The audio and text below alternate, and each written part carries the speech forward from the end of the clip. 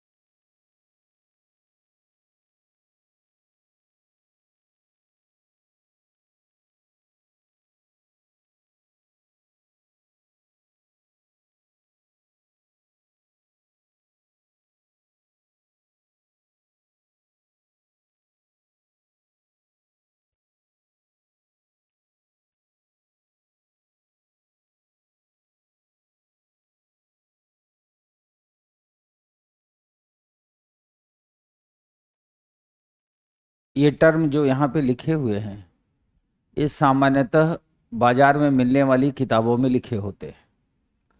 YouTube पे बताने वाले बताते भी हैं और ये बड़ा कन्फ्यूजिंग वाला एरिया है।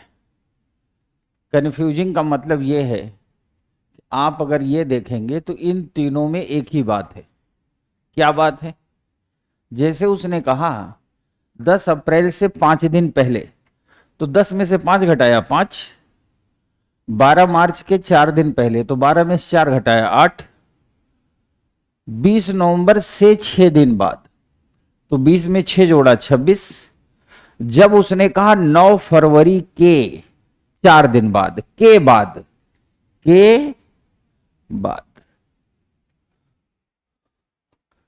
तो 9 4 13 और उसमें एक जुड़ गया तो क्या हो गया 14।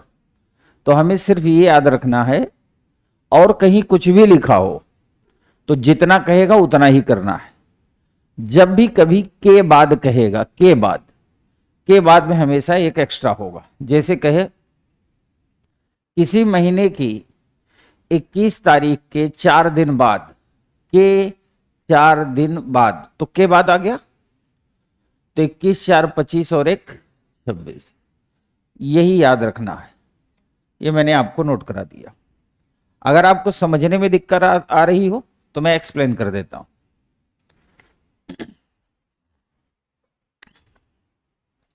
दरअसल से और के बाद, से और के बाद दोनों में एक थोड़ा सा डिफरेंस होता है। जैसे कोई बात होगी ना कि आज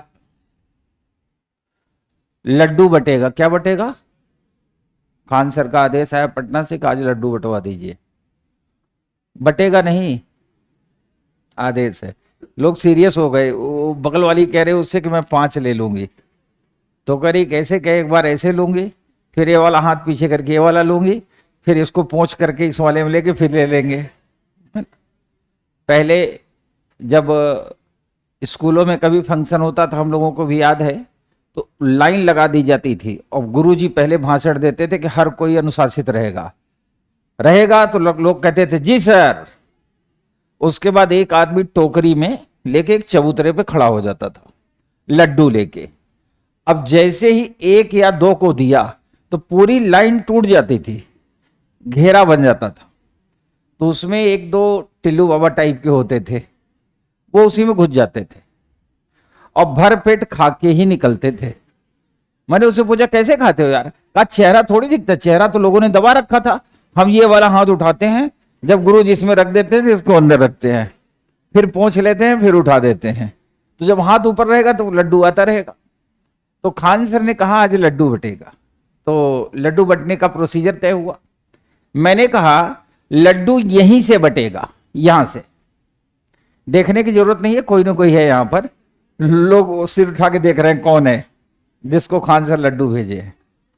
तो मैंने कहा यहीं से बटेगा, यहीं से मतलब इनको मैं पहला लड्डू देके फिर इधर लड्डू धीरे धीरे बटेगा, है ना।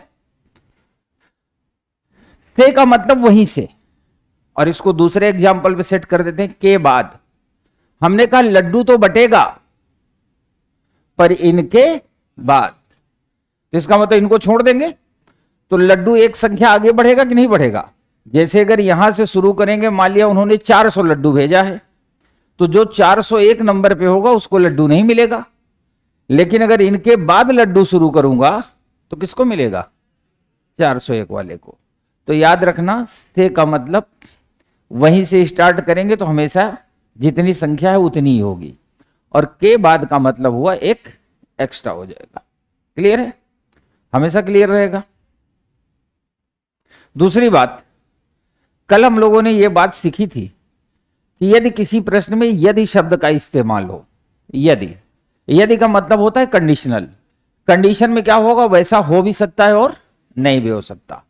तो हम ऐसे प्रश्नों में क्या करते थे? हम इसका एक्चुअल निकालते थे, इसका एक्चुअल निकालते थे और दोनों को टैली करके चेक करते थे। जितना डिफरेंस होता था उतना डिफरेंस कर देते थे। क्वेश्चन भी मैंने डाल दिया था पर्याप्त मात्रा में। आज मेरी आखिरी क्लास है, नहीं पता आज नहीं, अब चूंकि दिल्ली भी सेवा करनी है। Then I will back in January. तो बीच में बेसिक न्यूमरेसी की क्लास चलेगी कुछ। क्या वर हो रहा है?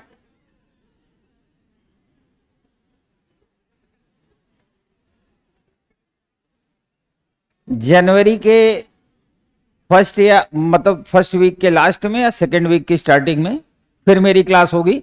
उसके बाद जब जनवरी से मेरी क्लास स्टार्ट होगी फिर कंटिन्यू रहेगी, फिर पूरी जनवरी चलेगी। मैं भी हाफ फरवरी तक उसी ड्यूरेशन में हम लोग पूरा general mental ability, analytical ability, logical reasoning, comprehension, communication skill सब टॉपिक पे डिस्कस करेंगे। और लास्ट में 7-8 टॉपिक आपको हम बेसिक न्यूमेरेसी के भी करवा देंगे, एकदम निश्चिंत रहिए। अब आप ध्यान से सुनिए, बी रिलैक्स।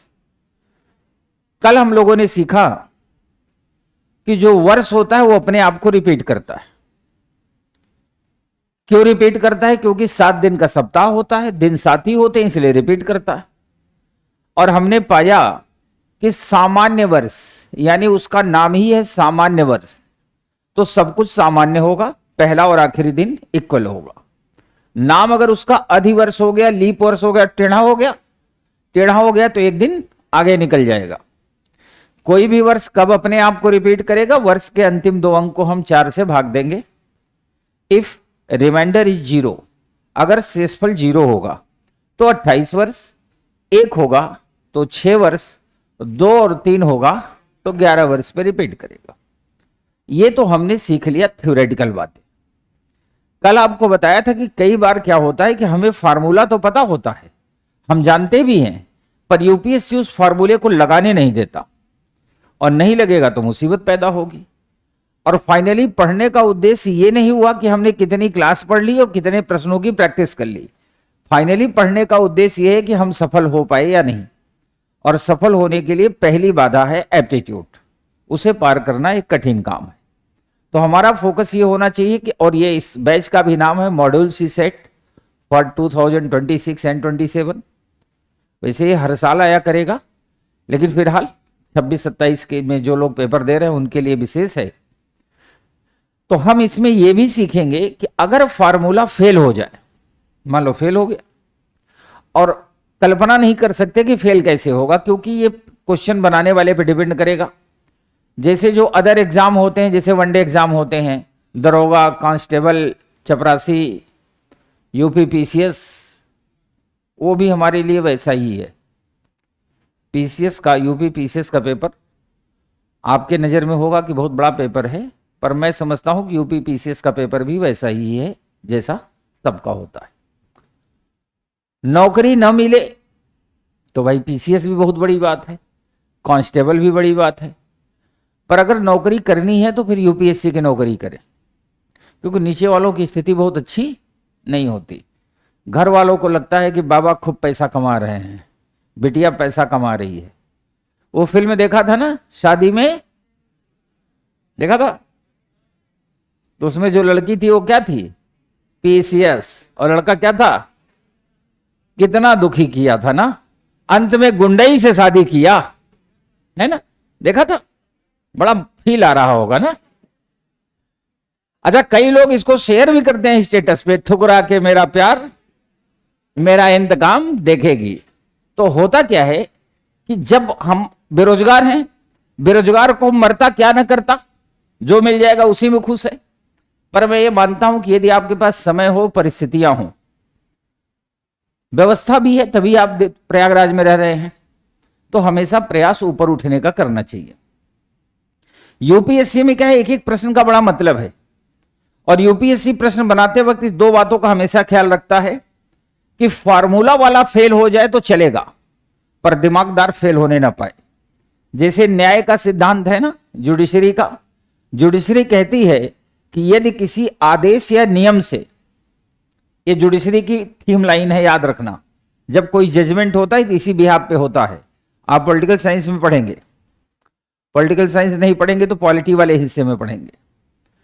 उसमें कहता है कि यदि किसी नियम या आदेश से 100 अपराधी छूटते हैं तो छूट जाए, पर किसी निर्दोष को सजा नहीं होनी चाहिए। तो यही सिद्धांत चलता है। तो यूपीएससी भी यही चाहता है कि फॉर्मूला वाला फेल हो जाए वो चलेगा, पर समझदार सीसेट में फेल नहीं होना चाहिए, क्योंकि उनको समझदार ही लेने हैं। मैं आपको बताऊं, एक प्रश्न आया था, उसके बाद इसकी थीम मैं बताता हूं। प्रश्न क्या था? जैसे शेक हैंड होता है, हाथ मिलाना, कि 10 लोग अगर एक दूसरे से हाथ मिलाएंगे तो कितनी बार मिलाएंगे, 8 व्यक्ति एक दूसरे से हाथ मिलाएंगे तो कितनी बार मिलाएंगे, 20 व्यक्ति एक दूसरे से हाथ मिलाएंगे तो कितनी बार मिलाएंगे। इसमें कॉम्बिनेशन का फार्मूला लगा के निकालते हैं। आप में से कितने लोग हैं जो ये जानते हैं कि हाथ मिलाने वाला कैसे निकाला जाता है? उठाओ यार। शेष लोग हाथ नहीं मिलाते, ठीक है, गले लग लेते हैं सीधा, ठीक है। तो जब लोगों को पता ही नहीं है तो फिर बताने का कोई मतलब नहीं है। अगर पता होता तो मैं बताता, अब चूंकि पता नहीं तो उन्हें फील नहीं आएगा, उन्हें लगेगा सारी दुनिया एक जैसी ही है। तो कोई बात नहीं, इसको पोस्टपोन कर देते हैं, जब आएंगे जनवरी में तब बताएंगे। बता दूंगा, समझ लोगे?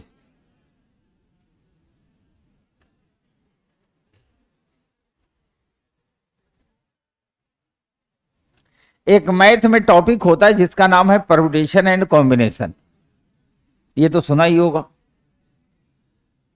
तो जो हाथ मिलाने का फॉर्मूला है, वो फॉर्मूला क्या है, ध्यान सुनना।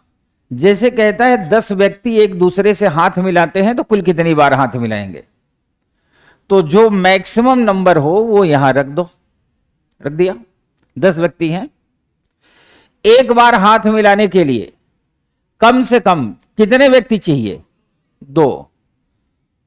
कितने चाहिए? 2। क्यों? ये देखो क्या है, ये हाथ है,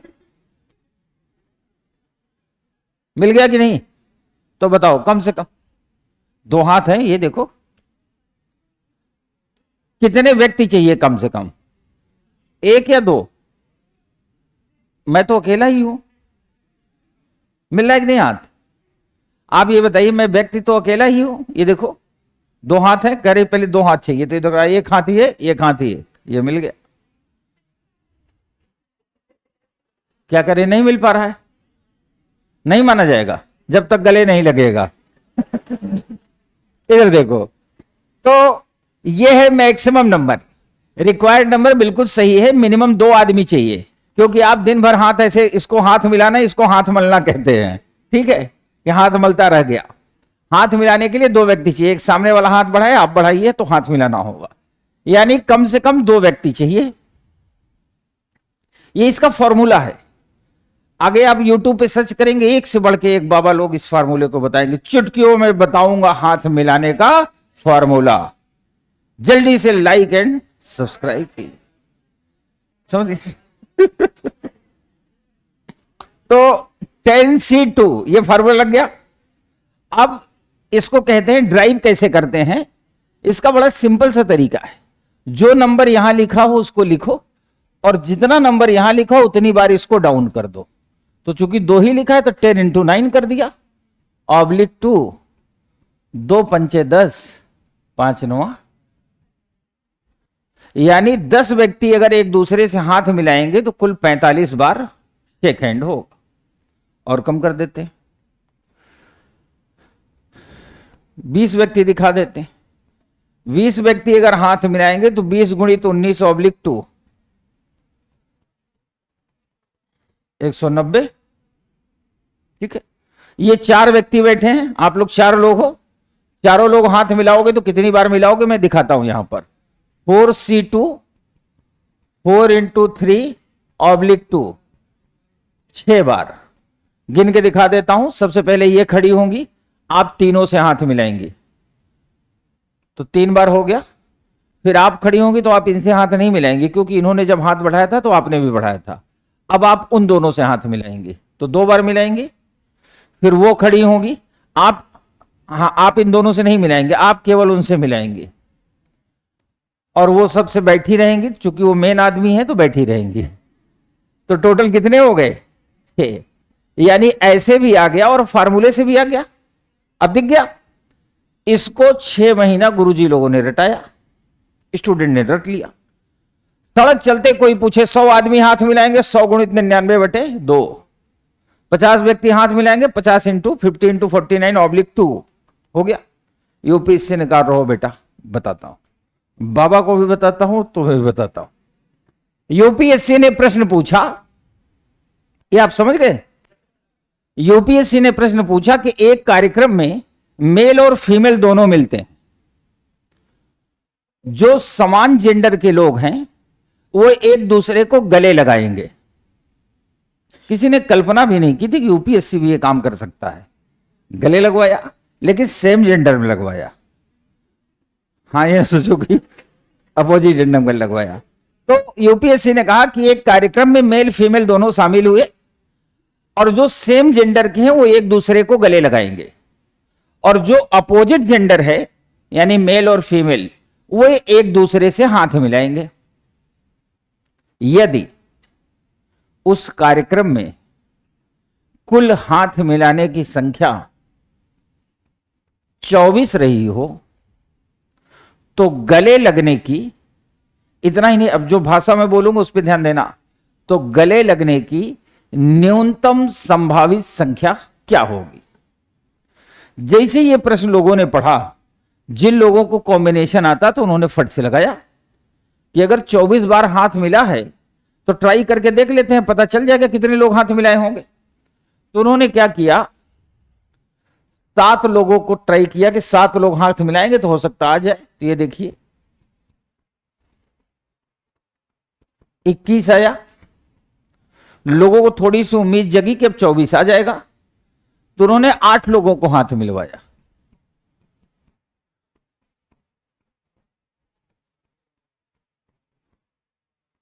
अट्ठाईस आ गया। इतने में तो नेटवर्क गायब। 7 लोग हाथ मिला रहे हैं तो 21 हो रहा है, 8 मिला रहे हैं तो 28 हो जा रहा है।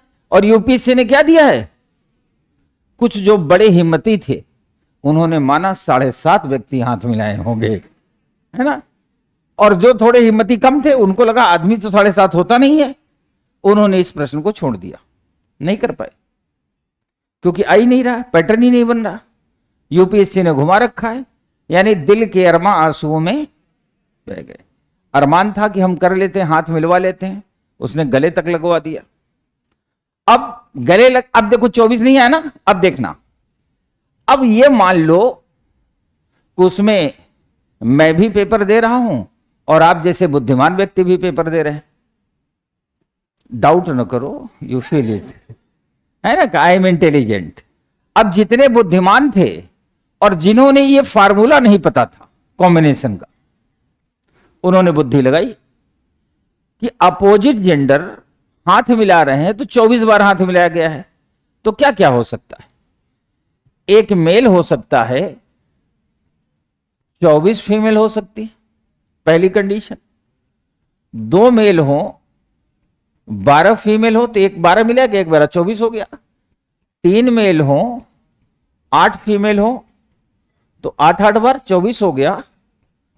4 मेल हो और 6 फीमेल हो तो 6 6 6 6 24 बार, यानी 24 का फैक्टर।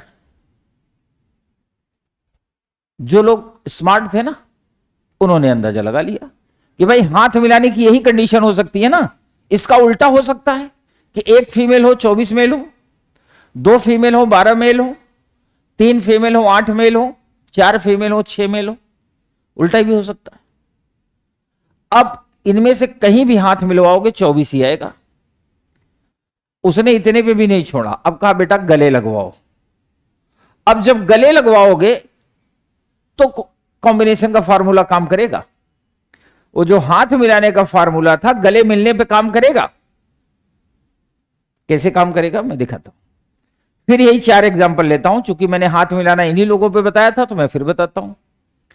सबसे पहले ये खड़ी हुई जो किनारे हैं, पहले दूसरे तीसरे तीनों लोगों को गले लगाया, गले लगा के बैठ गई, तो कुल कितनी बार गले लगाया, 3 बार। अब आप खड़ी होंगी तो आप उन दोनों को गले लगाएंगी, इनको तो लगाएंगी नहीं, 2 बार। फिर आप खड़े होंगे केवल उनको गले लगाएंगी, टोटल कितने हो गए। यानी जब आप हाथ मिलाए थे तब भी 6 बार था और गले लगे तब भी। इसका मतलब ये संख्या आ जाने के बाद अब आप इनको कॉम्बिनेशन के फार्मूले पे रख सकते हैं। और अगर फिर भी आपको कॉम्बिनेशन नहीं आता, मान लो नहीं आता, थोड़ी देर के मान लिया नहीं आता, तो गले लगवाते हैं। ये अकेला पुरुष है, ये गले नहीं लग पाएगा क्योंकि गले लगने के लिए मेल होना चाहिए, तो केवल देखेगा। ये 24 फीमेल गले लगेंगी। पहली फीमेल 23 बार गले लगेगी, दूसरी 22 बार, तीसरी 21 बार, चौथी 20 बार, 19 बार, जोड़ते चले जाएंगे। ये संख्या अधिकतम होगी, अधिकतम। और यूपीएससी ने पूछा है न्यूनतम, तो न्यूनतम तो यही आएगा। ये 6 महिलाएं अगर एक दूसरे को गले लगाएंगी तो 6 गुणित 5/2, 15 बार हुआ। ऐसे भी निकाल सकते हो, ऐसे भी निकाल सकते हो। 5 4 3 2 1, तो 5 4 9, 3 12 2 14 1 15। 4 पुरुष हैं तो इनको भी निकाल सकते, 3 2 1, 3 2 5 1 6। So answer will be 21। ये है यूपीएससी। यानी हम फॉर्मूला तो जानते थे पर फेल हो गया, क्वेश्चन ऐसा बन गया कि फॉर्मूला फेल हो गया। फेल हो गया तो मुश्किल आ गई।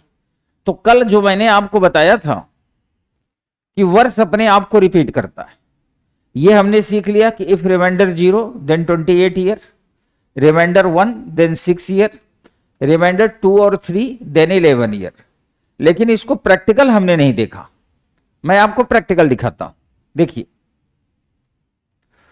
2024 में पहले दिन सोमवार था और आखिरी दिन मंगलवार था।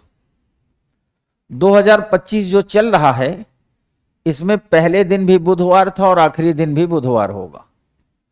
2026 में गुरुवार होगा, गुरुवार होगा। अभी नोट मत करना, अभी बस देखो इसको और दिमाग में स्कैन करने की कोशिश करो कि कैसे पैटर्न चेंज होता है।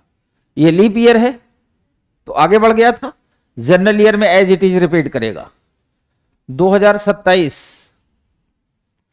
शुक्रवार शुक्रवार, 2028 शनिवार रविवार, वेरी गुड, रविवार। 2029 सोमवार सोमवार, 2030 मंगलवार मंगलवार, 2031 बुधवार बुधवार,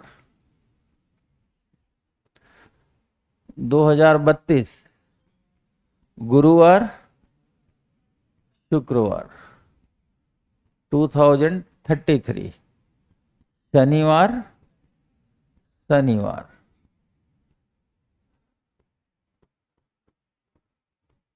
रविवार रविवार,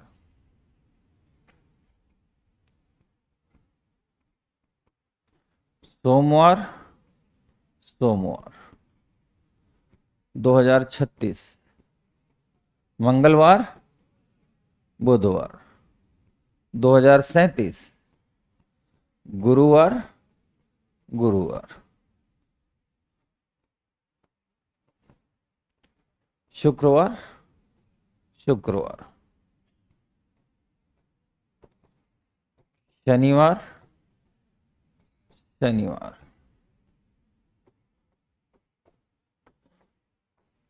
रविवार सोमवार। आप गौर से देखो, ये पैटर्न बिल्कुल फॉलो करता चला जा रहा है। अब इसको हम फॉर्मूले पे देखते हैं कि कहां ये सही है कहां गलत। किसी ने मेरे से पूछा कि आप बताओ 2025 कब रिपीट करेगा, तो मैंने 25 में 4 से भाग दिया, शेष आया 1, तो 6 साल बाद रिपीट करना चाहिए, यानी 2031 में।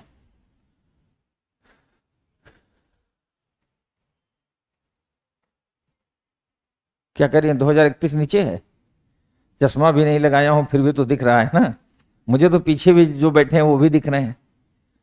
ये तो कोरोना ने थोड़ा सा दुखी किया है। कोरोना के बाद से इतनी लाइट कैमरा, इससे अच्छा मैं सोच रहा हूं फिल्म में काम कर लिया होता वहां भी लाइट कैमरा एक्शन, यहां भी लाइट कैमरा एक्शन, है ना। अच्छा, ऑनलाइन ऑफ नहीं, बीच में मेरे मन में आया था, मैं जाने वाला था मुंबई। दरअसल जब 12th फेल मूवी बनी थी ना, तब मैं वहीं था गुरुजी के यहाँ। गुरुजी ने हमसे कहा भी कि रोल करना है, तब हमने कहा इस सब में क्या रखा है, छोटा मोटा साइड रोल कराओगे, बाद में उसमें दरोगा आगे पीटेगा, दर्शक देखेंगे, मुझे हीरो का रोल चाहिए। कह नहीं वो तो नहीं मिल पाएगा। तो हमने कहा कोई विशेष रोल दीजिए, तो कहें विशेष रोल तो इसमें है ना, फिर मैं नहीं करूंगा। लाइट कैमरा एक्शन यहां भी वहां भी है, बस खड़ा होना एक्शन करना है। तो एनीवे 2025 2031 में रिपीट कर रहा है, देख लीजिए 6 साल बाद रिपीट कर दिया। इस डायग्राम में मैं आपको कुछ विशेष चीज दिखाने के लिए इसको बनाया है मैंने। अब किसी ने पूछा कि 2026 कब रिपीट करेगा, तो हमने 4 से भाग दिया, 2 शेष आया तो 2037 में रिपीट करना चाहिए, रिपीट कर रहा है।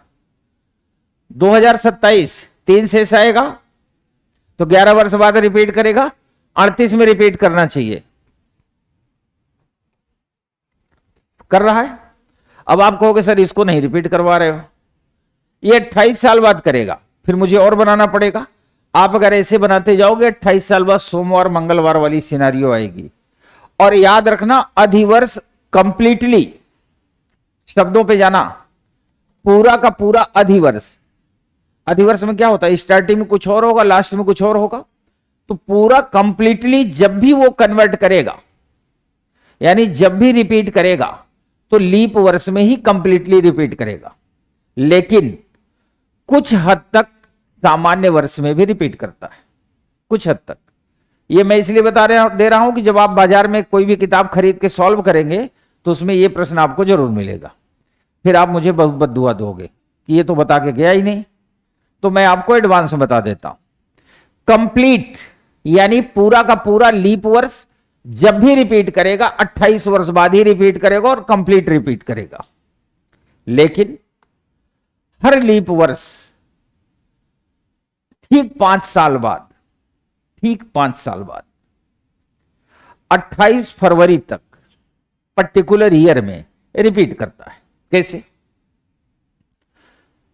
यह भाषा जनरली मैं क्लास में बताता नहीं, क्योंकि आधे लोगों को ऊपर से निकल जाती है, फिर उनको कष्ट होता है, लेकिन बताना मजबूरी है। आप ये देखिए लीप वर्ष है 2024, पहले दिन क्या है, अंतिम दिन। आपको पता है लीप वर्ष में ऐसा घटना क्यों घटती है, एक दिन आगे क्यों चला जाता है? क्योंकि 28 फरवरी के बाद, 28 फरवरी के बाद 28 के बाद 29 आ जाता है ना, अधिवर्ष में 29 हो जाता है, इसीलिए वो एक दिन आगे निकल जाता है। अगर 29 तारीख ना आए, फरवरी 28 की हो, तो फिर जो पहले दिन होगा वही आखिरी दिन होगा। देख लिया। अब आप देखिए पहली तारीख 1 जनवरी को सोमवार है 2024 में, और 24 में 5 जोड़ेंगे तो क्या आएगा 29। 29 में देखिए 1 जनवरी को क्या है, सोमवार है। यानी पूरा कैलेंडर तो नहीं रिपीट कर रहा, क्योंकि यहां सोमवार है, यहां सोम और मंगल है, लेकिन 2024 और 2029 ये दोनों वर्ष 28 फरवरी तक समान रहेंगे, 28 फरवरी तक। यानी 2029 का कैलेंडर 1 जनवरी से लेके 28 फरवरी तक वैसा ही होगा जैसा 2024 का होगा। उसके बाद दोनों में अंतर आ जाएगा, क्योंकि उसमें 29 आ जाएगा तो एक दिन आगे निकल जाएगा, इसमें 28 के बाद मार्च आ जाएगा। दिखा कुछ? अब देखिए 24 के बाद लीप ईयर कब है, 28 में है। 28 में देखिए पहले दिन शनिवार है और आखिरी दिन रविवार। अब 28 में 5 जोड़िए तो कितना आएगा 33। 33 में देखिए पहले दिन भी शनिवार है और आखिरी दिन, यानी 2028 जो है 2033 में रिपीट करेगा। कहां तक? 28 फरवरी तक। क्लियर है? और भी देखना चाहो तो आप देख लो। 28 के बाद 32 में आएगा गुरुवार शुक्रवार, तो 32 5 कितना होता है 37।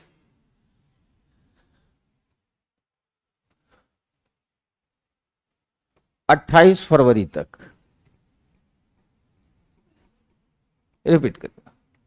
ये कॉन्सेप्ट मैंने आपको इसलिए बता दिया कि आपको किसी तरह का कोई कंफ्यूजन ना रहे कि इसी आधार पे कैलेंडर चलता है। ज्यादातर एग्जाम में फॉर्मूले पे आपका काम चल जाएगा, यूपीएससी में भी चल जाएगा, लेकिन हम मान के चलते हैं कि 26-27 उसने थोड़ी सी चेंजिंग कर दी, फिर आप फंस जाओगे। तो इसलिए हमने ये पूरा डिटेल बना दिया। अब आप प्यार से पूरा लिख लो, और ये भी लिख लेना कि कोई भी लीप वर्ष ठीक 5 साल बाद 28 फरवरी तक समान रहता है। नोट कर लीजिए।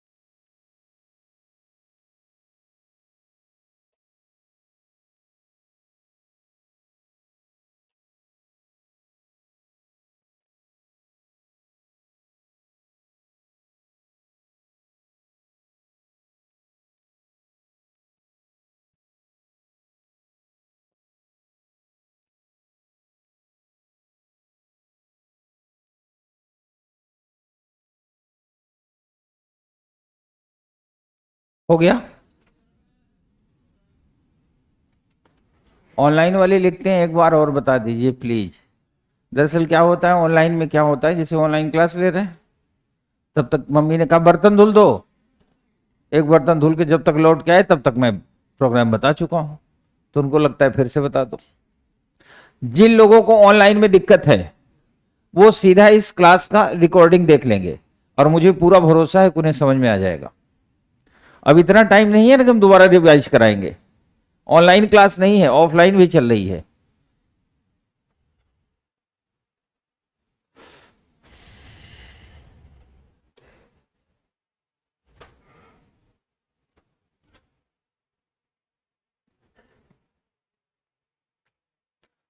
अब कुछ कॉन्सेप्ट आपको और बता दूं मैं। दरअसल जो महीने होते हैं कितने प्रकार के होते हैं?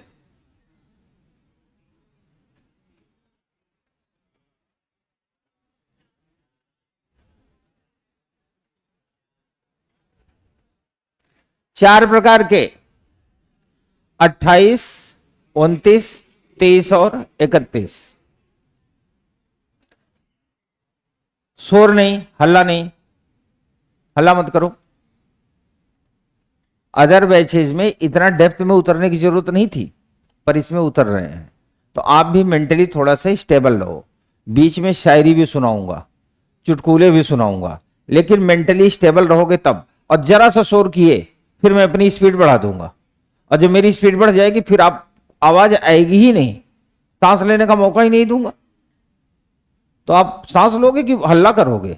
मौका दूंगा नहीं, इसलिए आराम से रिलैक्स मोड में सीखिए। महीने चार प्रकार के होते हैं, 28, 29, 30 और ये मैंने आपको इसलिए बताया कि यूपीएससी जब प्रश्न पूछेगा तो कह देगा किसी भी महीने में, वो टर्म लिख देगा किसी भी महीने में। तो अब आपको बुद्धि लगानी है कि महीना 28 का भी हो सकता है, 29 का भी, 30 का भी, 31 भी। अब आपको फ्री कर देगा। अब आप जितना सोच सकते हैं सोचें। हम शुरुआत करते हैं, यदि महीना 28 का हो तो क्या होगा। सप्ताह में 7 दिन होते हैं, सप्ताह में 7 दिन होते हैं, रविवार से लेकर शनिवार तक।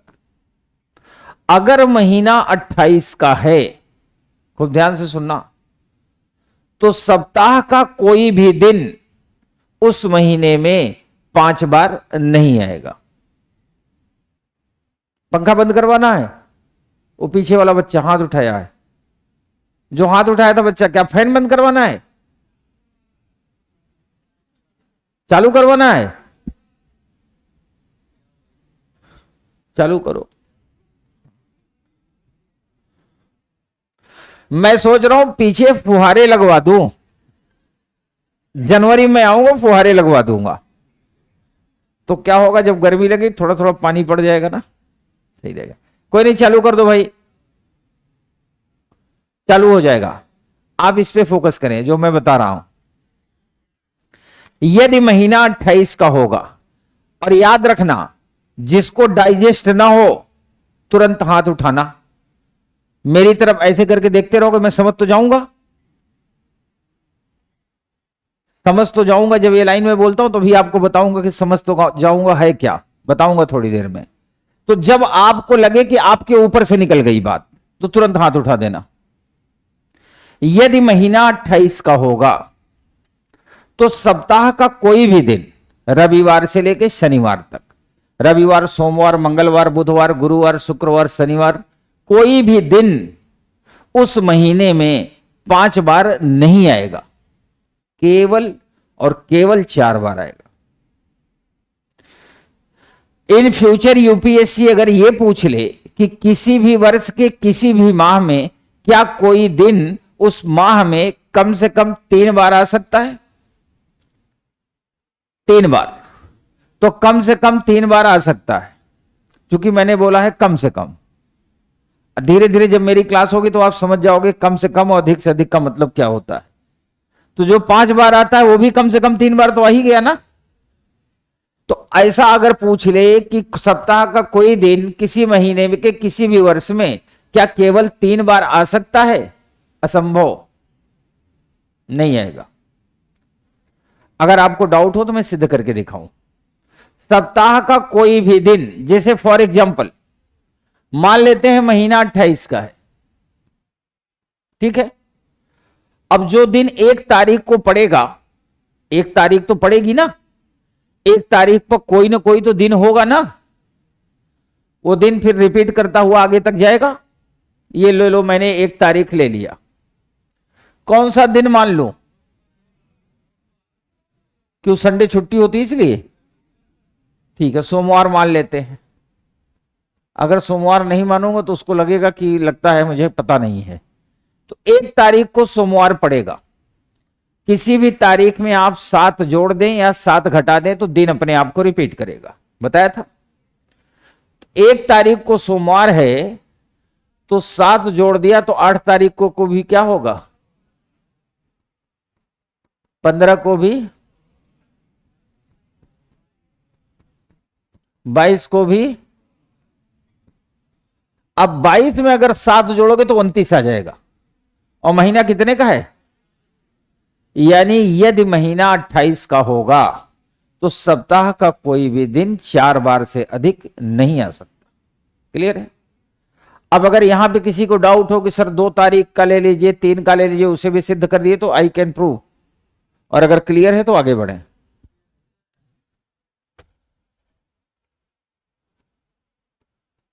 29 तारीख।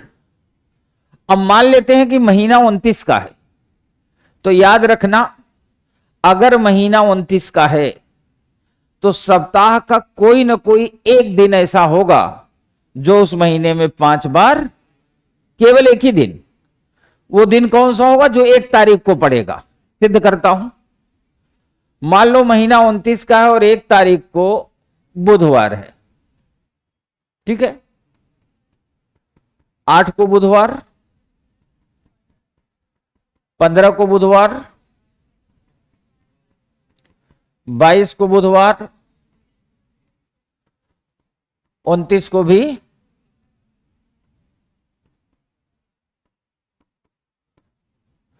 इससे हमें यह पता चला कि अगर महीना 29 का होगा तो जो दिन 1 तारीख को पड़ेगा वो 5 बार आएगा, ठीक है।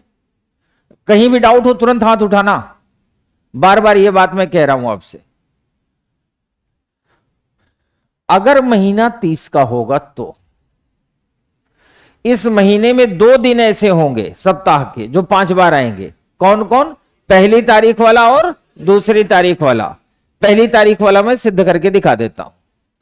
मान लो महीना 30 का और पहली तारीख को मंगलवार है, तो 8 को मंगलवार,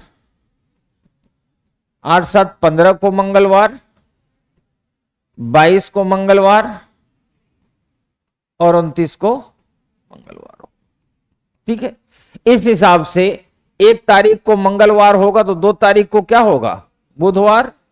2 में 7 जोड़ेंगे 9, 16 को बुधवार, 23 को बुधवार और 30 को भी। क्लियर हो गया कि अगर महीना 30 का होगा तो 2 दिन 5 बार आएंगे। वो दिन कौन से होंगे? पहली तारीख वाला और दूसरी तारीख वाला। क्लियर है? अगर महीना 31 का होगा तो 1 तारीख वाला, 2 तारीख वाला और 3 तारीख वाला, ये 5 बार आएंगे।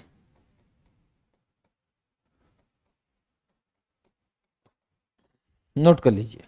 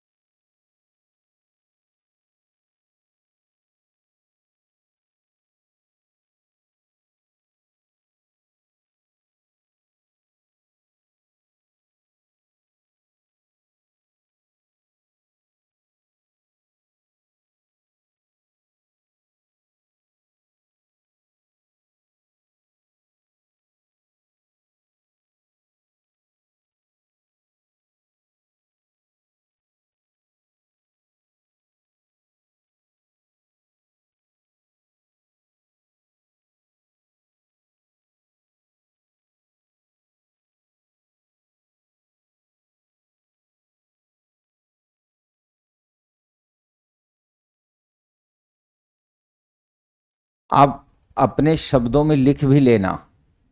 जैसे मैंने इसको डिफाइन नहीं किया है, अभी अभी तो आपको दिख रहा है, पता चला कॉपी में ही उतार लिए, 6 महीना बाद लगेगा ये क्या हो गया, ये है क्या। तो बगल में नोट, मुझे पता है ना याददाश्त का लेवल कितना मजबूत है।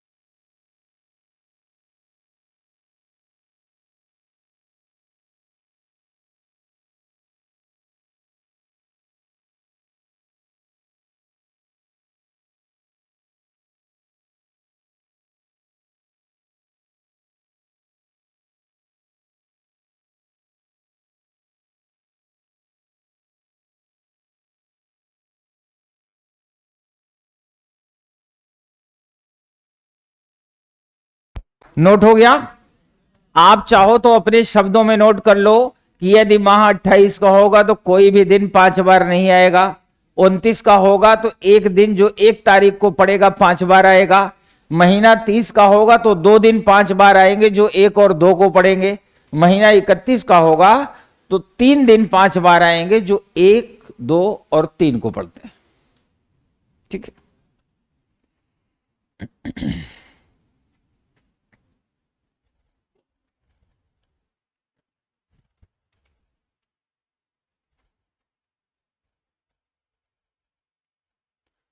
अब हम लोग लगभग कैलेंडर के कॉन्सेप्ट को पढ़ चुके हैं।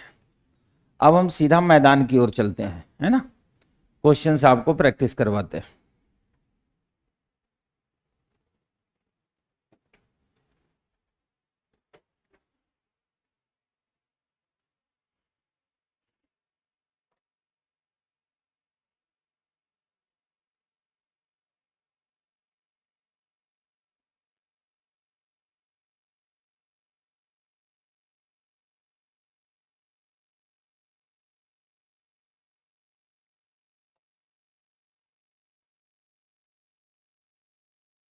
कोई नहीं, दूसरी बात सुना देंगे, चिंता ना करो, ठीक है।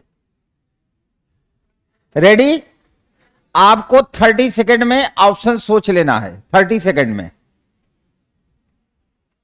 पेज के ऊपर लट रहे हो, केवल निगाहें यहां रखनी है। 30 सेकंड में आपको ऑप्शन सोच लेना है, फिर मैं जिस ऑप्शन में बोलूंगा जो आपका होगा उसमें हाथ उठा देना है। ओके। पहले एकदम ऐसा प्रश्न देते हैं जो एकदम गुलाब जामुन की तरह होगा, मुंह में रखा, मुंह नहीं चलाना पड़ता, समोसे में चलाना पड़ता है। ये लीजिए पहला प्रश्न, जल्दी से। Option A, option B. अब जिनका सी डी होगा उठाएंगे नहीं। ऑप्शन सी है किसी का? ओ, पीछे वाले होते ही इसी काम के लिए हैं।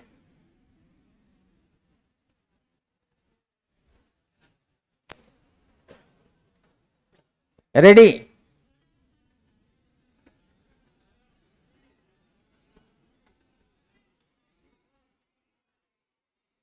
Option A, option B, option सी।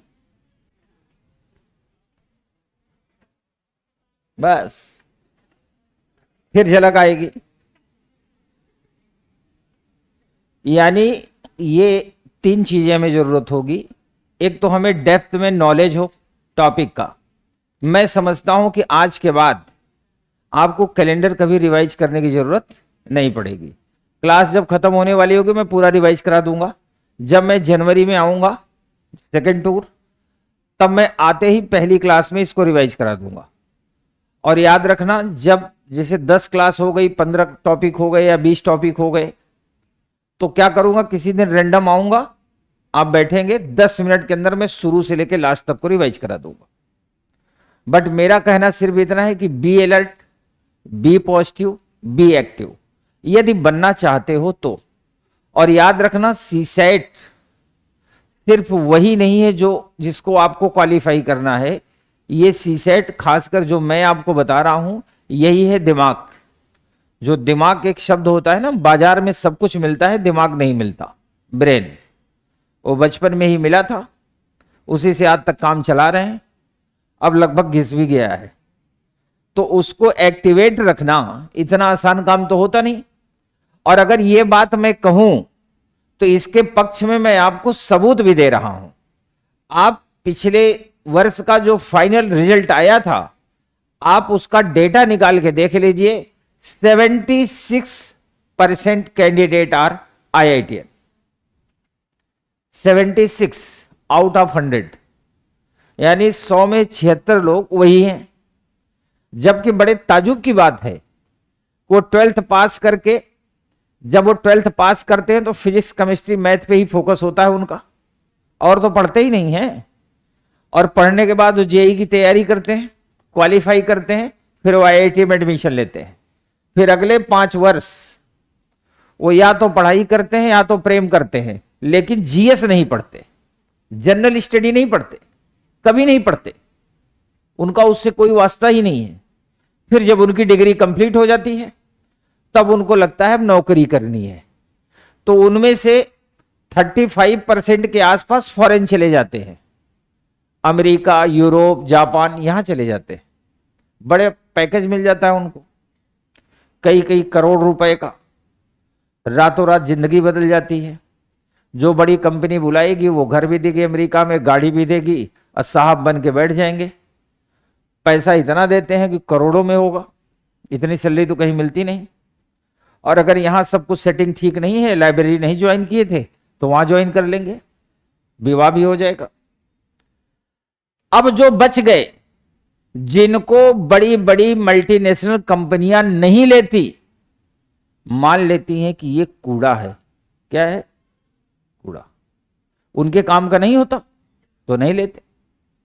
जिनको छोड़ देती हैं फिर उन्हें अपमान लगता है, फिर वो जाते हैं बाजार से सिलेबस खरीद के ले आते हैं यूपीएससी का, और प्रीवियस ईयर के पेपर 5 से 7 दिन केवल पेपर और सिलेबस की एनालिसिस करते हैं। और जो मैं बताऊं तो आप मान लो बिल्कुल एकदम ऑथेंटिक डेटा है। इतना अब आपके पास समझ आ गई होगी कि अगर मैं बता रहा हूं तो सही ही होगा, और मैं बता रहा हूं तो इसलिए सही होगा क्योंकि मेरा उनसे संपर्क रहता है, सेलेक्टेड लोगों से और जो प्रिपरेशन कर रहे हैं उनसे भी। तो 5 से 7 दिन, एक दिन नहीं, 5 से 7 दिन रात दिन केवल सिलेबस और क्वेश्चन पेपर की एनालिसिस करते हैं। फिर इतना करने के बाद मार्केट में जाते हैं, बुक्स खरीद के लाते हैं, और ज्यादा नहीं, 10-11 महीने पढ़ते हैं। 10-11 महीने जो पढ़ते हैं, तो जो यहां पढ़ने में 8 साल में लग जा रहा है, वो 10 से 11 महीने में पूरा गेन कर लेते हैं। और वो गेन कैसे करते हैं, क्योंकि शुरू से फिजिक्स, केमिस्ट्री, मैथ उन्होंने 12th तक पढ़ी, और इंजीनियरिंग बैकग्राउंड में हर चीज को रिप्रेजेंट किया जाता है। जैसे अगर कोई आदमी आपको ये बना के भेज दे तो आप क्या समझोगे, बताओ? कह रहा दिल में छेद हो गया, ठीक है। तो सिंपल सा फॉर्मूला होता है, अगर कहीं पर किसी से कहा जाए कि आप एक टॉपिक पे बोलिए और टॉपिक लिखे ना, ऐसे दिल बना दे, बना के छोड़ दे, तो आपको पता है भारत के लगभग सभी लोग 10-20 लाइन तो इस पे लिख ही लेंगे। नहीं कुछ लिख पाएंगे तो अपने टूटे हुए दिल के बारे में लिख लेंगे, पर लिख लेंगे।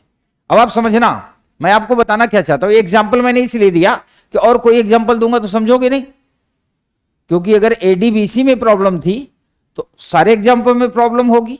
तो मैंने ये सिंबल इसलिए बनाया कि इसको देखते ही लोग समझ जाते हैं भारत में कि ये प्यार की निशानी है, फिर उन्हें इस पे भाषण देना। तो अगर मैं आपसे भी ये दिल बना के दे दूं कि लिखो इस पे 10-20 लाइन, कई तो इसमें ऐसे हैं जो उपन्यास लिख देंगे पूरा, है ना, लेकिन 1-2 पेज तो सभी लिख लेंगे। अब जैसे जिसके जीवन में कोई नहीं होगा वो मम्मी पे लिख लेगा, पापा पे लिख लेगा, पर लिखेगा तो सही, दिल तो वहां भी लगा है, दिखाई नहीं पड़ता। मेरे कहने का मतलब, तो जो इंजीनियरिंग बैकग्राउंड वाले होते हैं वो नोट्स कैसे बनाते हैं, जैसे उन्होंने 10 टॉपिक पढ़ लिया, और 10 टॉपिक पढ़ने में उनको 10 दिन तो लगेंगे नहीं, मुश्किल से 5 घंटे लगेंगे, बैठे दनादन पढ़ते चले गए। कंसंट्रेशन हाई है ना, यानी जिस वक्त पढ़ रहे हैं उस वक्त दिमाग डाइवर्ट नहीं करेगा। अब उन्होंने 5 घंटे में 10 टॉपिक पढ़ लिया, फिर बाहर निकले, चाय पिए या थोड़ा घूमे, घूम के लौट के आए, पेन और पेपर लेके बैठे और दिमाग पे जोर डाला कि हमने क्या पढ़ा था, तो उनको एक रफ आइडिया दिखेगा। तो कॉपी पे 4-6 लाइन में, केवल 4 या 6 लाइन में पॉइंट बना के लिख लेंगे 10 टॉपिक के बारे में, फिर अगले 10 के बारे में ऐसे लिखेंगे। यानी लगभग 50 टॉपिक का उनका जो नोट्स होगा वो 4 पेज का होगा।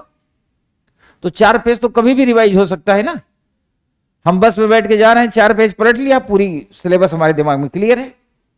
तो मेरे कहने का मतलब डियर कि आपकी जो फाइट है वो आईआईटीएन से हो सकता है।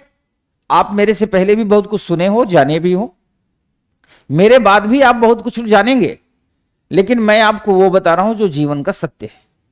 आपकी लड़ाई उनसे है, आम लोगों से नहीं है।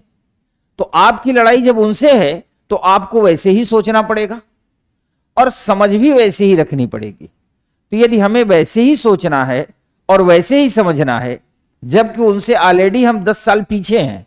पीछे क्यों हैं? क्योंकि वो 10th 12th 11th में जबरदस्त पढ़ाई किए थे, फिर उन्होंने एग्जाम क्वालिफाई किया था, फिर 5 साल वहां मेहनत किए हैं। तो एक तरह से वो मजे हुए खिलाड़ी हैं। यानी हमें क्रिकेट किससे खेलना है? विराट कोहली से। अगर हमें बॉलिंग करनी है तो विराट कोहली को करनी है, और विराट कोहली बचपन से जो बैटिंग ही करते आ रहे हैं, उनको हम बॉलिंग करेंगे तो हर बॉल पे 6 पड़ेगा। तो उनको हम बॉलिंग तभी कर सकते हैं जब हमारी प्रैक्टिस इतनी हो कि हम हर बॉल को एक ही टारगेट पे मारने की कैपेसिटी रखते हो। तो विराट कोहली नहीं कर पाएंगे। मैंने एग्जांपल इसलिए दिया कि आपकी फाइट आईआईटीएन से, आप सारी बातों को भूल जाना, लेकिन मेरी इस बात को परमानेंट दिमाग में रखना। अब आप में से बहुतों को यह लगेगा कि मैं आईएएस दूंगा ही नहीं, क्या कर लेंगे आईआईटीएन? फिर भी कर लेंगे। आप उत्तर प्रदेश पीसीएस देंगे ना, ढूंढ लो, उत्तर प्रदेश पीसीएस देंगे तो आप क्या लगता है यूपी पीसीएस में वो फॉर्म नहीं फिल करेंगे क्या? उनमें से भी कुछ जो 3rd कैटेगरी वाले होंगे वो यहां आ जाएंगे, तो वो भी तो नॉर्मल पहलवान में भारी पड़ेंगे ना। और प्लस जो फाइनल सिलेक्शन हो गए 700-800, और शेष जो बाहर हुए हैं प्रीलिम मेंस से, वो भी तो इधर ही आएंगे उत्तर प्रदेश में। तो मैदान में फाइट, तो अब आप सोचेंगे कांस्टेबल भर दूंगा, आएगा मन में।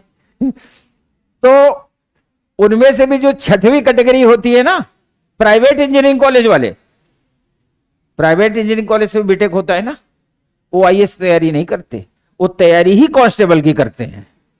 तो अब आपकी फाइट उनसे भी है।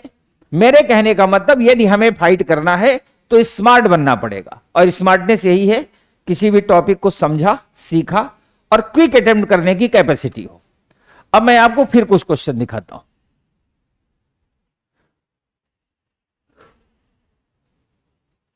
इसके लिए आपको पेन चलाना है, जल्दी से चलाइए।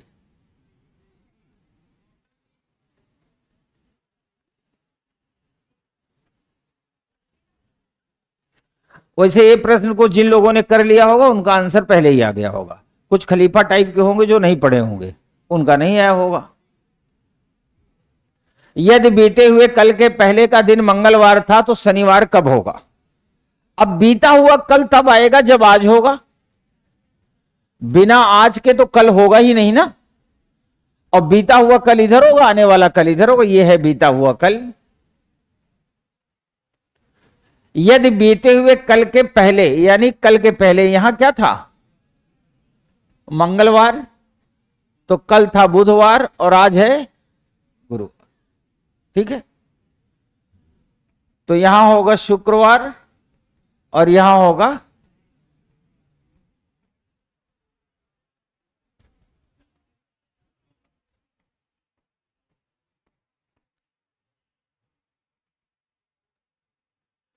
के 2 दिन बाद है, तो ये 3 हो जाएगा, एक और एक्स्ट्रा निकल जाएगा। तो option C is the right answer.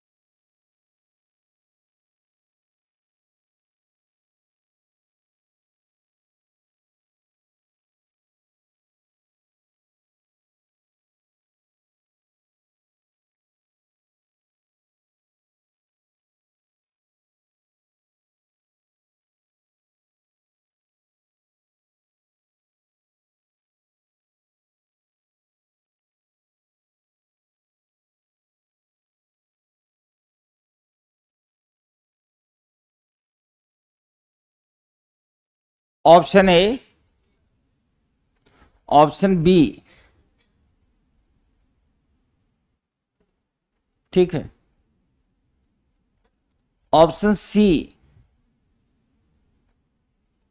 सी वाले भी पर्याप्त है, ऑप्शन डी। जब हाथ उठाए तो पीछे क्यों देखते हो, हाथ उठा लिए तो उठा लिए, ठीक है। इसको अटेम्प्ट करने के लिए हमारे पास 2 तरीके हैं, है ना। जो आपको पसंद हो इसे अटेम्प्ट करिए। मैंने दोनों तरीके से इसको एक्सप्लेन मैं करने जा रहा हूं। यदि 2 अगस्त को सोमवार है तो 5 दिसंबर को क्या होगा।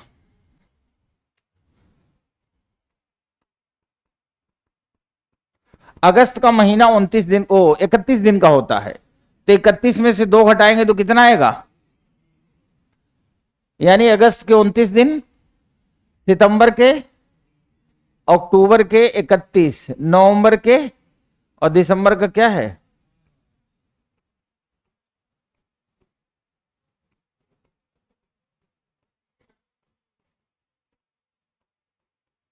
कितना आ गया, टोटल जोड़ दिया 125 दिन हुआ, 7 से भाग दे दिया तो 17 सप्ताह निकल गए। शेष कितना बता, 6 दिन। 6 दिन का मतलब हुआ 1 2 3 4 5 6, लिख दिया। सोमवार है, सप्ताह निकल गए तो कट के बाहर हो गए। एक को मंगलवार, बुधवार, गुरुवार, शुक्रवार, शनिवार। Option B is the right answer. एक तरीका ये है। मेथड नंबर 2, मेथड नंबर 2 भी बता देता हूं।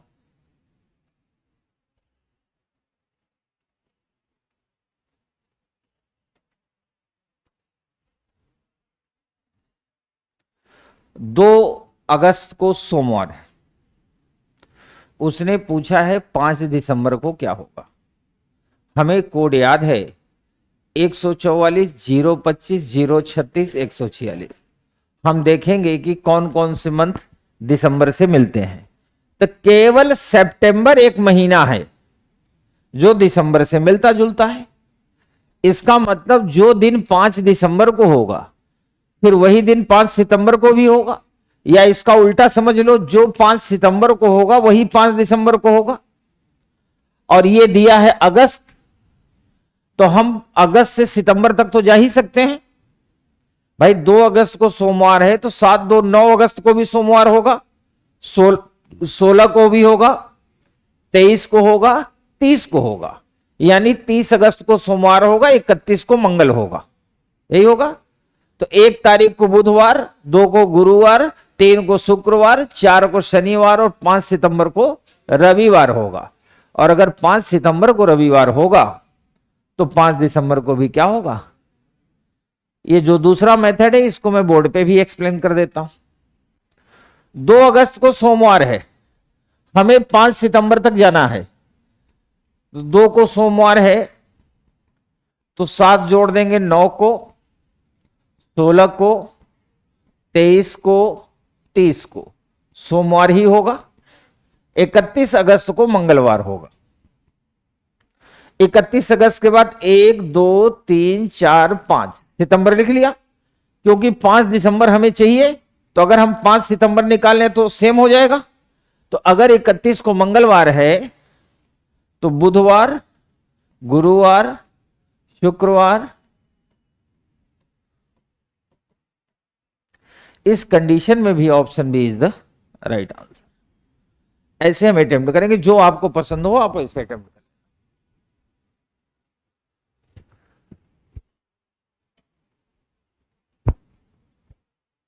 ठीक है,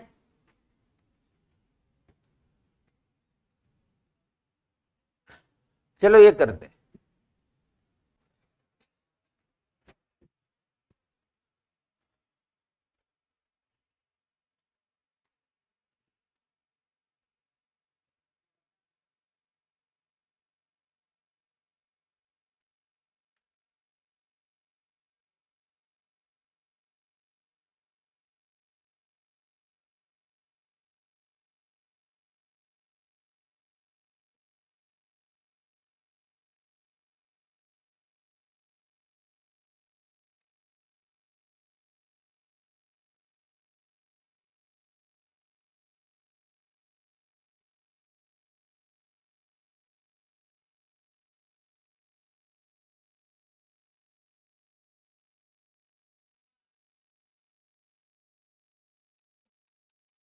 ऐसे थोड़ी होगा, हाथ उठवाऊंगा ना।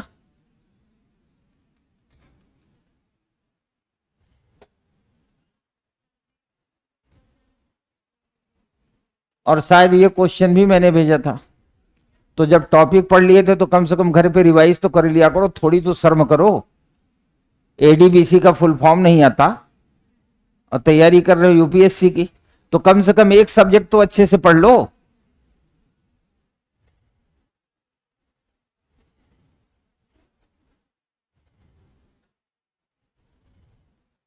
चलिए बताए, आप में से कितने लोग भूगोल पढ़ चुके हैं कभी ना कभी?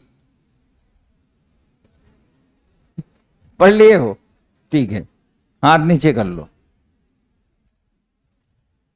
जिन लोगों ने जियोग्राफी पढ़ रखी है, पुराने लोगों को छोड़कर नए लोग रेडी हो जाए।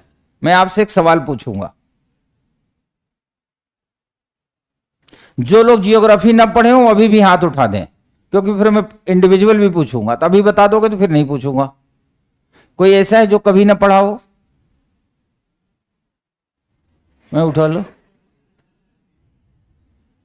ठीक है, आपको यह बताना है, आप सबका फेस इधर ही है मेरी तरफ, मैं तो यहां यहां घूमता रहता हूं, तो ऐसे बताना संभव नहीं है। जो लोग इस रो में बैठे हैं उनके लिए ये वाला पैनल थोड़ा सा 45 डिग्री पे हो जाएगा ना, तो फिर वो दिमाग लगाएंगे। जो एकदम सीधे बैठे हैं पहले ये बताएंगे कि आपके ये किस डायरेक्शन में है। मैं लिख देता हूं,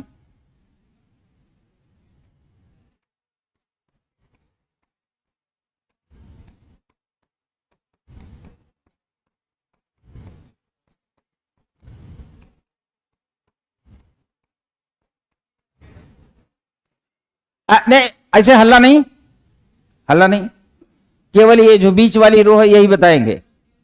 ऑप्शन ए ठीक है, ऑप्शन बी, ऑप्शन सी। ठीक है बेटा, कर लो नीचे।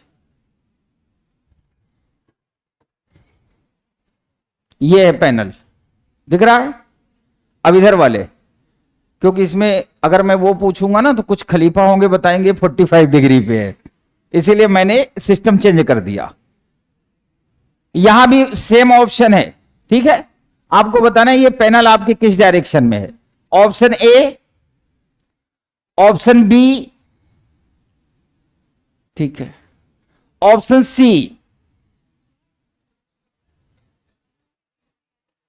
ठीक है, ऑप्शन डी। और जो नहीं हाथ उठा रहे, क्यों शर्म आ रही है? ना है, नहीं है। अगर हाथ उठा देंगे तो पड़ोसी बेहोश भी हो सकता है, कत्ल का मुकदमा चल जाएगा, समझ गया। इधर वालों, ये काला वाला एरिया दिख रहा है, वही 4 ऑप्शन, ठीक है। ऑप्शन ए, जय हो, पीछे वाला उठा लिया, मैं देख लिया, हाथ नीचे कर लो। ऑप्शन बी, ऑप्शन सी, ठीक है, ऑप्शन डी। अब इधर वालों, ये अब मैं आपके सामने हूं, रेडी। ऑप्शन ए पूरा भाई, ये सही है। Option B, option C, option D. दक्षिण है कैसे? नहीं, ये तो बताओगे कैसे, मतलब ये ज्ञान मेरे पास नहीं है। ये वाला एरिया दक्षिण कैसे है? हाँ, तो दीदी ने उठाया था इसलिए तुम भी उठाई थी, सही है। ऐसे संगठन बना के रखो। आपको पता है,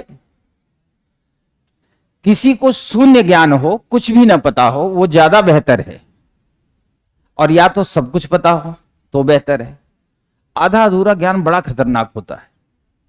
अब देखिए, आपने पढ़ा तो है पर आप जानते नहीं हैं, है ना, तो फिर पढ़ाई क्यों है? यही है एप्टीट्यूड। मैं आपको आईना दिखाता रहूंगा और आपको उसमें अपने चेहरे दिखते रहेंगे। आपको हमेशा यह पता रहेगा हु आर यू। हो सकता है पड़ोसी आपको कहता हो बड़े अच्छे हो, सुंदर हो, टैलेंटेड हो सकता है भी, करे यस सर। तो लेकिन मैं जब आईना दिखाऊंगा तो आईने में आप अपना चेहरा खुद ही देखते रहो। जब मैंने पूछा ये कौन सा डायरेक्शन है, तो आपका आंसर होना चाहिए without magnetic compass can not be determine. बिना चुंबकीय दिशा सूचक यंत्र के निर्धारित ही नहीं कर सकते कि कौन सा डायरेक्शन है। और अगर आपको लगता है कि नहीं, हमने हमेशा यही सीखा है कि जिधर मुंह है उधर उत्तर है, तो आपका उत्तर इधर है तो मेरा उत्तर अब इधर। अब 4 उत्तर। इधर देखा, ये भी उत्तर, ये देखा, इधर उत्तर। जिधर देखता हूं उधर तू ही तू है। मजाक बन गया ना? तो जब आपको किसी ने बताया था कि यह है उत्तर, तो आपने पूछा क्यों नहीं कि उत्तर कैसे? पूछना चाहिए ना। जब डायरेक्शन टॉपिक पढ़ेंगे तो हम आपको डिफाइन करेंगे कि डायरेक्शन यूं ही डिसाइड नहीं किया जा सकता। और ताजुब की बात है, कुछ इसको उत्तर बताए थे, कुछ पूर्व भी बताए थे। किस गणित से? एक क्लास में मैंने पूछा कौन से डायरेक्शन, कहा पूर्व। हमका कैसे? कहा जिधर देख लो उधर पूर्व है। हमका किसने बताया था? कहा मम्मी ने। हमका वाह, जिधर मुंह कर लो उधर पूरब है। यानी आप क्या हो? प्लेनेट हो, सन हो, कौन हो? हमेशा याद रखे, उस दिन मैंने आपको एडीबीसी बताया था, आज मैंने आपको डायरेक्शन बता दिया। अब आप इतना तो समझ ही गए होंगे कि आपको पढ़ना कैसे। Come to the point. आज शुक्रवार है, 86 दिनों याद रखना। तो हम 86 को 7 से डिवाइड करेंगे, 7 दूनी 2 दिन आया, 1 2 और ये है बाद, बाद में 1 दिन आगे चला जाएगा। तो आज शुक्रवार है, तो शनिवार, रविवार और now option C is the right answer. Clear है?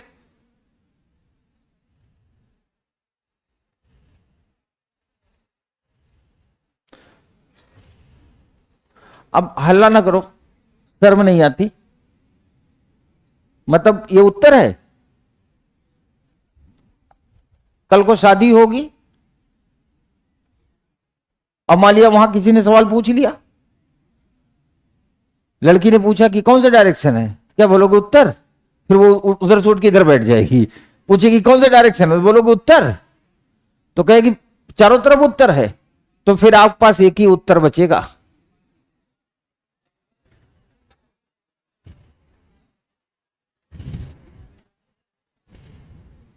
फिर कहोगे तुम ही से सुबह तुम ही से शाम होगी, तुम जिधर हो जाओ उधर दिशाएं आम होंगी।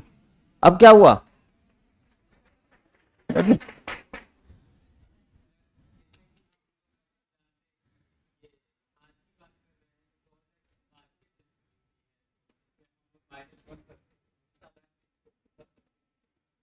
मतलब बेटा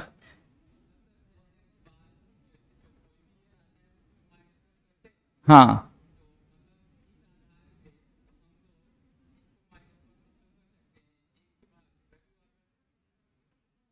क्यों?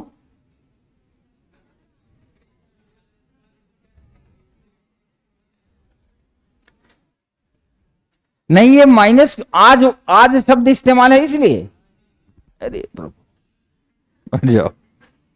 हो सकता, बैठ जाओ, हो सकता उसने आज कहा हो और ये आज 1800 की बात कर रहा हो सकता है आज पे 1900 की बात कर रहा हो, जब तक ईयर मेंशन ना हो।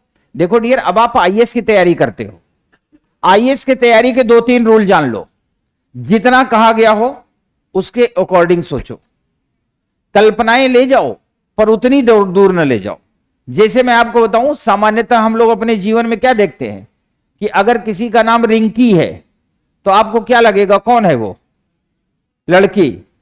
और किसी का नाम राजू है तो क्या आपको पता चलेगा? लेकिन यूपीएससी ऐसा नहीं मानता। यूपीएससी मानता है कि नाम के आधार पे जेंडर कभी डिसाइड नहीं होगा, एकदम कंफर्म जान लो। जैसे एक नाम है, सुना होगा आपने, सोना। बताओ सोना के क्या क्या हो सकते हैं अर्थ? सोना मतलब स्लीपिंग, सोना मतलब गोल्ड,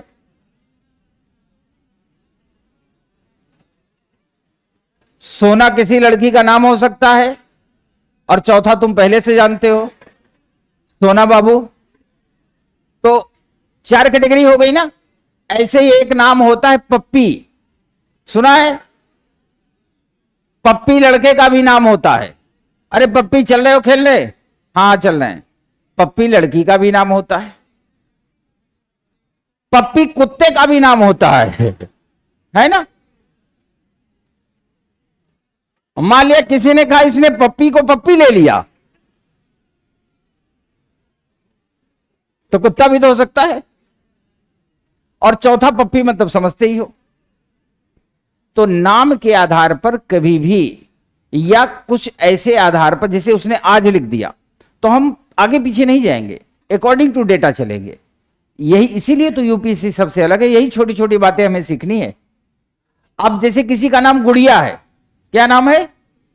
तो आप क्या समझोगे, लड़की है कि लड़का? Can not be. मैं फर्स्ट टाइम जब अपने जीवन में दिल्ली गया था तब मेरी उम्र थी 22.5 साल। मैं मॉक इंटरव्यू देने के लिए गया था यूपीएससी, तो मेरा दिल्ली में तो कोई था नहीं, तो एक बहुत दूर के परिचित थे, उन्होंने भेजा, तो मैं वहां गया। करोल बाग में उनका घर था। मुझे यह पता था कि उनके कई बच्चे हैं, मतलब घर वालों ने बताया कि 6-7 बेटे हैं उनके। मैं गया, मुझे यही पता था इनके 7 बेटे हैं। गया तो उन्होंने बैठाया, चूंकि मैं मेंस क्वालिफाई कर गया तो जाहिर से भौकाल टाइट रहता है, तो उनको ये था कि भाई आईएएस बनना है, कम उम्र का लड़का है। मैं गया, उन्होंने नाश्ता पानी भोजन के कहा बेटा कोई बात नहीं, कल जब इंटरव्यू देने जाना तो गुड़िया के साथ चले जाना।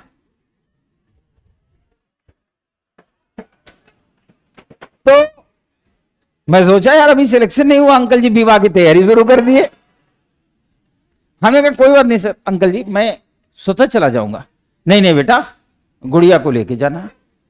हम कहा यार इनके यहां एक रात खाने के क्या रुके, ये तो विवाह करा के मानेंगे। मैं रात भर इस टेंशन में था कि गुड़िया को मेरे साथ भेज क्यों रहे हैं और कैसा पिता है ये। आज मैं पहली बार इनके घर आया हूं, ठीक है इंटरव्यू दे रहा हूं, तो इंटरव्यू देने का मतलब क्या हुआ, इतना कॉम्पिटेंट हूं, गुड़िया को भेज देंगे। अरे कलवा को भेजो, जो आपका बेटा है उसको भेजो, गुड़िया को क्यों भेज रहे हो। किसी तरह जो है मैं रात भर सोया, सुबह जल्दी से नहा धोकर सोचा कि गुड़िया के आने से पहले मैं निकल लूं। तो मैंने कहा अंकल जी मैं चला जाऊंगा। कहा ना बेटा, गुड़िया बाइक लेके आ जाओ। मैंने सोचा एक तो गुड़िया बाइक भी चलाती है और उसी से मेरी शादी होगी।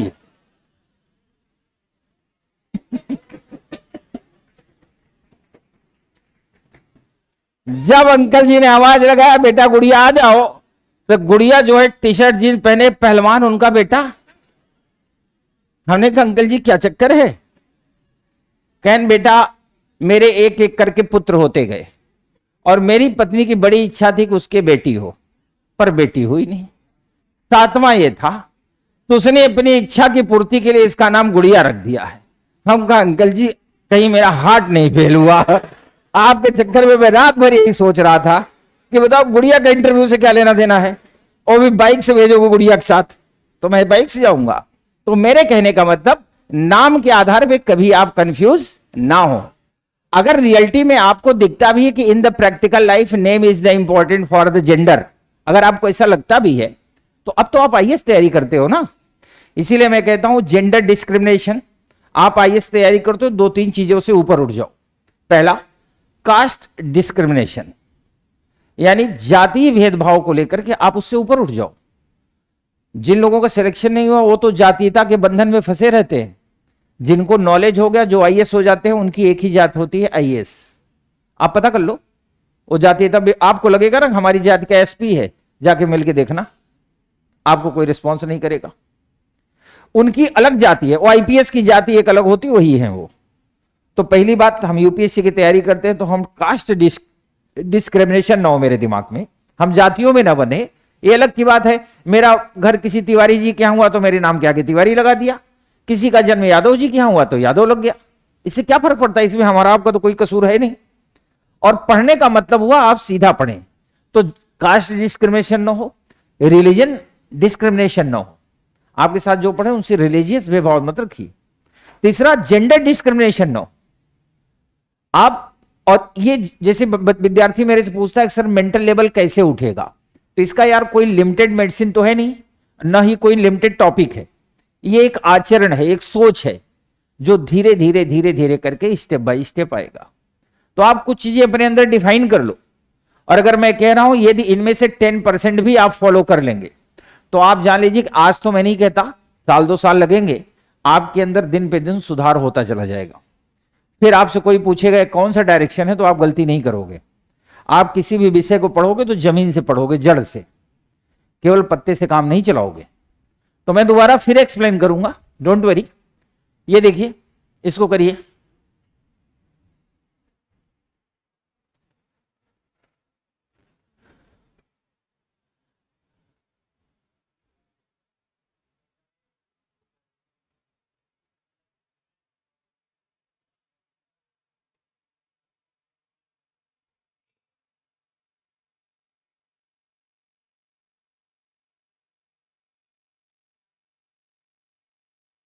उन्नीस सौ 95 में से किस वर्ष के कैलेंडर के जैसा होगा।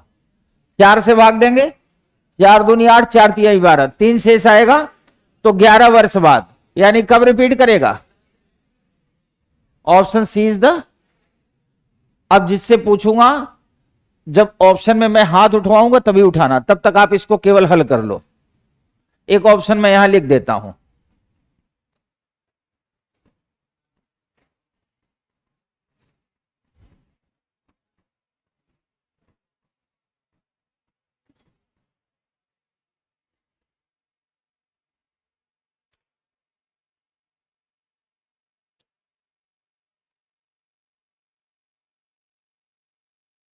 रेडी? ओके, इधर देखिए, ऑप्शन ए, ऑप्शन बी, ठीक है, option C, option D, option E. हो गया धोखा, नीचे करो, ये ऑप्शन है ही नहीं।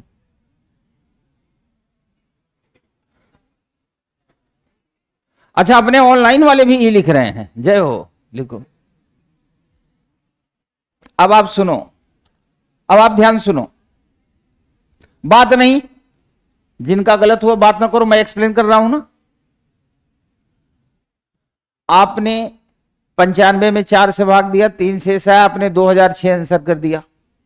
यह है सामान्य प्रश्न, ठीक है, और यह है असामान्य प्रश्न, यानी future level of the CSAT. क्या है, आइए देखते हैं। ये 22 है, 4 से भाग दिया, शेष आया 2, तो हमें पता है 11 वर्ष बाद रिपीट करेगा।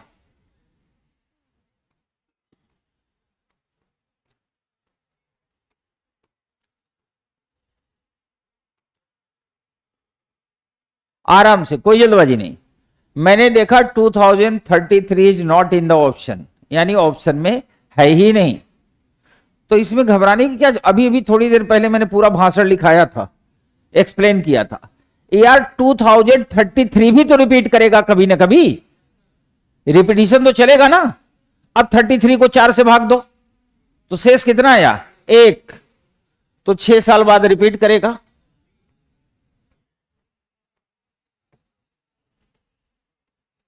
Option B is the right answer.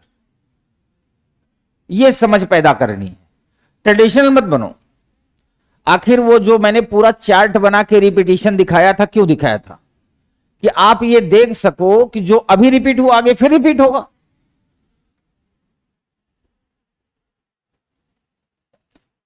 आगे वाले बिल्कुल बात न किया करो, मतलब आवाज ना आए, या तो बहुत टैलेंटेड रहो तो बात करो, क्योंकि इतने एरिया में बात करोगे तो मेरे तक आवाज आती है।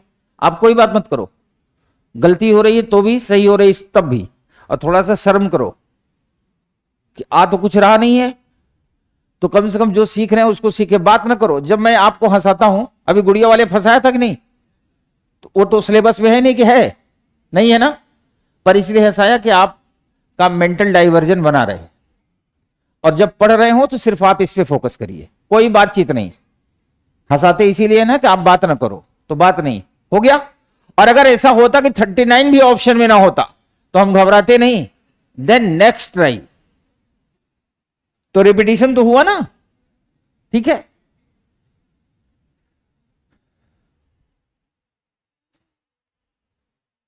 ये स्टाइल में बता चुका हूं, इसलिए आपसे पूछ लेता हूं, निकालो।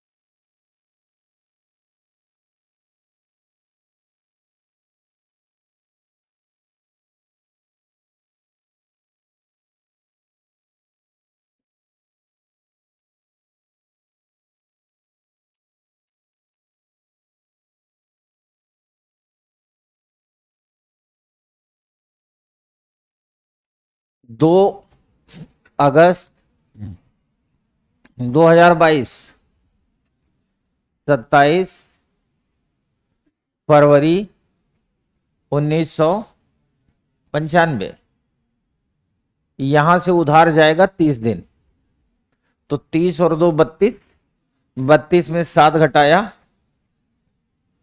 यहां महीना बचा 7, 7 में से 2 घटाया,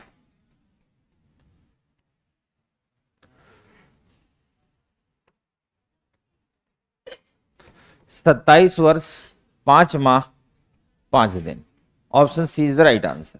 और ये मैं आपको बता चुका हूं, जब भी ये मंथ उधार देगा 30 का ही देगा, ये पहले दिन हम एक्सप्लेन कर चुके हैं।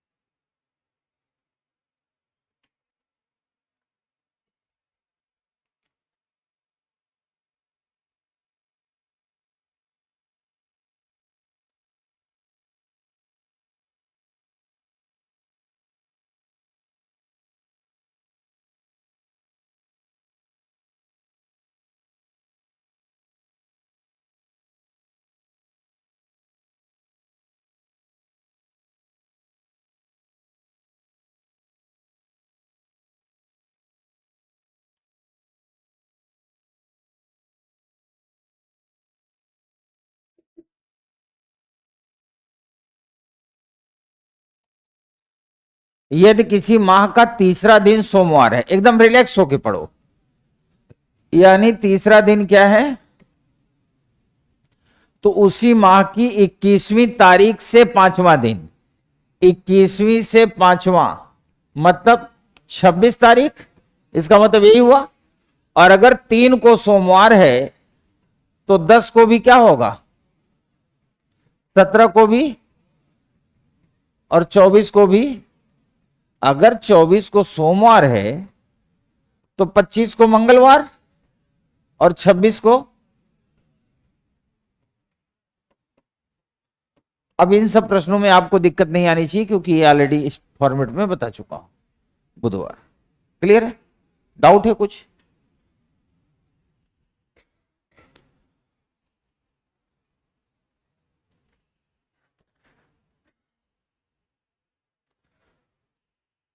दो 2019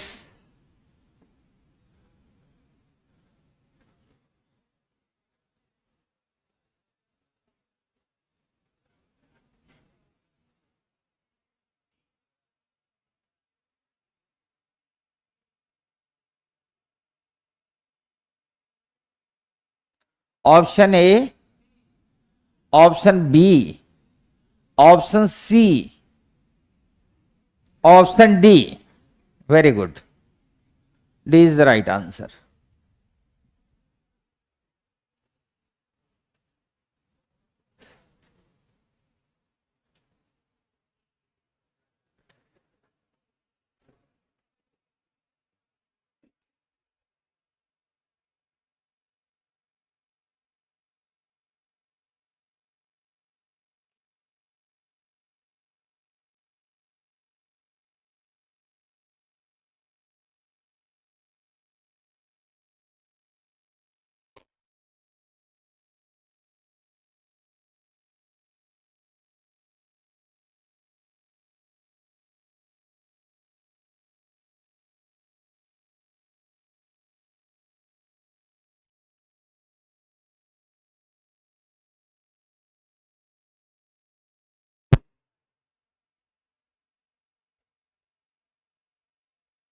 ये प्रश्न यूपीएससी का, यूपीएससी शब्दों को घुमाता है।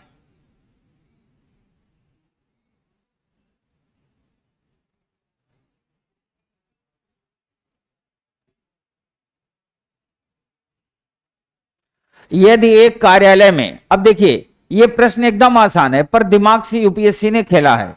यदि एक कार्यालय में केवल दूसरा और चौथा शनिवार तथा सभी रविवार ही केवल अवकाश के दिन माने गए हों,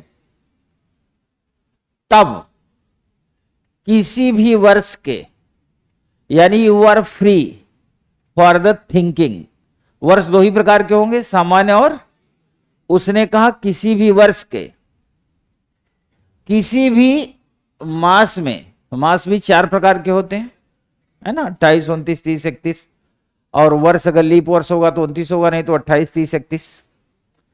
संभव कार्य दिवसों की न्यूनतम संख्या, न्यूनतम मतलब आपको वो महीना ढूंढना है जिसमें कम से कम वर्किंग डेज हो, यानी ऑफिस बहुत कम खुले, यानी छुट्टी ज्यादा हो, ऑफिस कम खुले।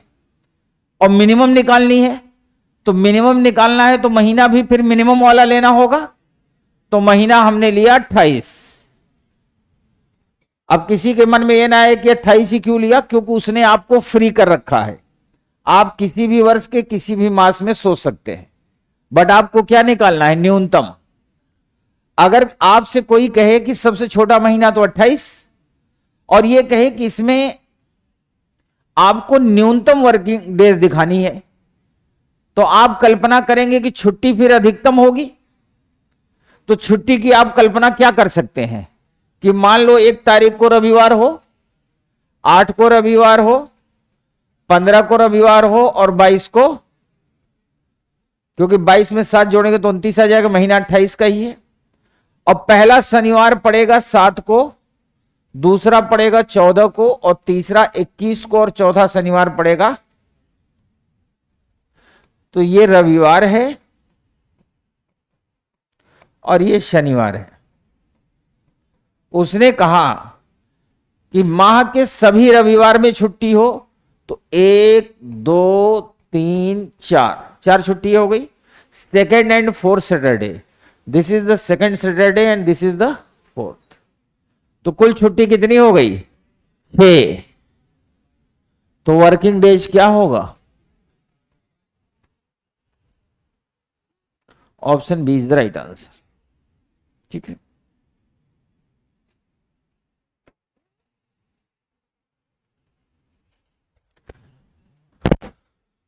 घड़ी